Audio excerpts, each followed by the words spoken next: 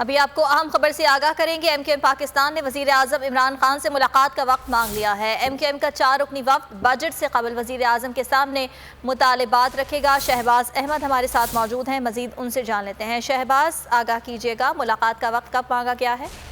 हाँ जी, देखिए जो ही बजट करीब आ रहा है, इत्तेहादियों ने भी मुतालबात अपने वज़ीर-ए-आज़म के सामने रखना शुरू कर दिए हैं। एमक्यूएम पाकिस्तान ने वज़ीर-ए-आज़म इमरान खान से मुलाकात का वक्त मांग लिया है और बाबू जरा ये बताते हैं कि एमक्यूएम आज कराची से रवाना होगी। 4 रुकनी वफ्द जिसमें खालिद गुल सिद्दीकी उनकी सरबराही करेंगे। इसमें अमीनुल हक, आमिर खान और कमर नवीज इस वक्त में शामिल होंगे, जो वज़ीर-ए-आज़म इमरान खान से कल जो है वो मुलाकात करेगा।